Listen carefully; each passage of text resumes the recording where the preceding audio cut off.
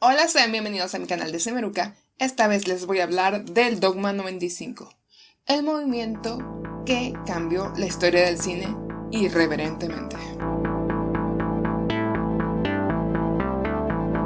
Lo que muchas personas probablemente no sepan de mí es que soy bastante ocurrente a la hora de tomar decisiones. Y resulta que me topé con un curso en internet acerca de cine escandinavo y me pareció una excelente idea tomarlo. Entonces resultó que varios de los títulos ya los conocía, pero hubo un movimiento en específico que me llamó muchísimo la atención y fue este llamado Dogma 95, que fue fundado por Lars von Trier y Thomas Vinterberg. Si han visto Ninfomaníaca seguramente conocen el trabajo de Lars von Trier. El cine escandinavo había tenido muchísima atención durante ese tiempo, ya que muchos cineastas, muchos directores habían tenido cierto reconocimiento mundial en ese periodo. Pero no cabe duda de que el máximo representante del cine escandinavo actualmente, y probablemente el más admirado desde Carl Theodor Trier, es Lars von Trier, especialmente porque es conocido por ser controversial, por dedicarse a mostrar provocaciones artísticas y por su muy evidente toque de perversión. Lars von Trier ha demostrado que tiene cierta agudeza intelectual, satírica, ha buscado la manera de experimentar, de mostrar nuevas maneras de representar el lenguaje cinematográfico y de buscar mostrar mejor la narrativa en sus historias. El Dogma surge como iniciativa de von Trier para poder contrarrestar el cine como se le conocía hasta ese momento en todo el mundo. Aunque el trabajo de von Trier se había conocido principalmente por ser cine de autor, es decir, tenía un gran privilegio de tener material, tener una trilogía con la que podía mostrarse como un artista de lleno, con obras maestras en la historia del cine y con las que había tenido muchísimo reconocimiento en el extranjero.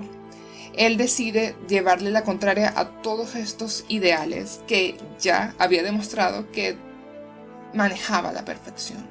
Cuando trabajó en la miniserie de The Kingdom, probó nuevas maneras de representar el cine, es decir, utilizó una manera deliberadamente más improvisada, por así decirlo. Es decir, utilizaba la cámara en mano de manera más temblorosa, con una imagen más granulada y se veía un poco más sucio, pero le daba mayor naturalidad. Y decidió utilizar esto como principios para el Dogma 95, que hizo con Thomas Vinterberg, quien no tenía largometrajes para el momento en el que se fundó este movimiento, sino que tenía 2 cortometrajes que le dieron totalmente la fama de ser el mejor artista joven, prometedor de ese momento y el más indicado para esta iniciativa. Lars von Trier decidió dejar de lado su estilo técnico y completamente controlado para pasar a un estilo aparentemente más improvisado.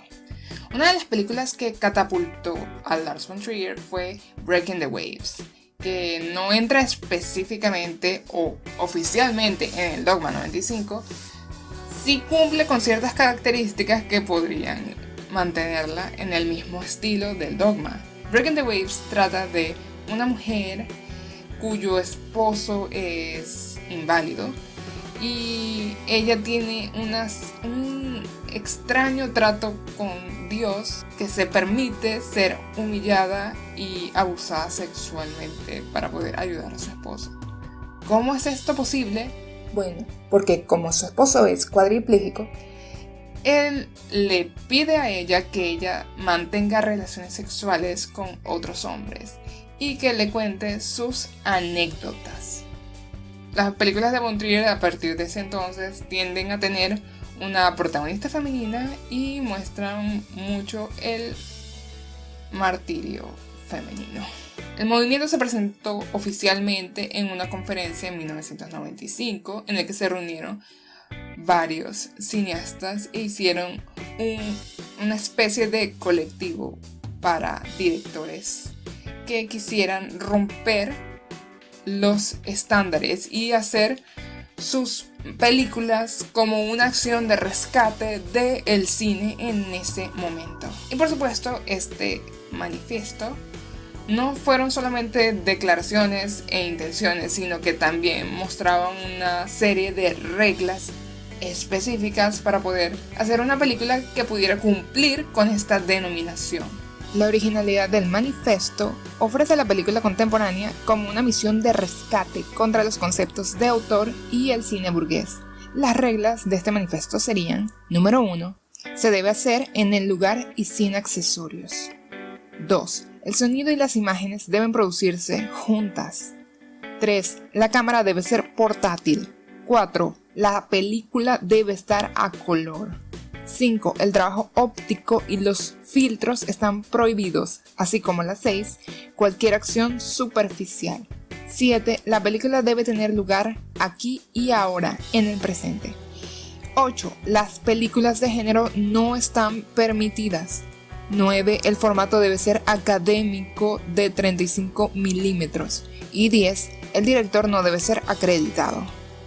Y bueno, por supuesto, apenas escribieron estas reglas, se rompieron, porque sus mismos fundadores empezaron a hacer cosas distintas a las que ellos mismos habían declarado en sus primeros filmes. Por lo menos Vinterberg hizo en La Celebración, que fue el primer filme del Dogma, utilizó luz artificial, cubrió ventanas y utilizó un formato distinto al que ellos declararon el adecuado. Lo mismo hizo Von Trier, que utilizó música aparte en su película Los Idiotas.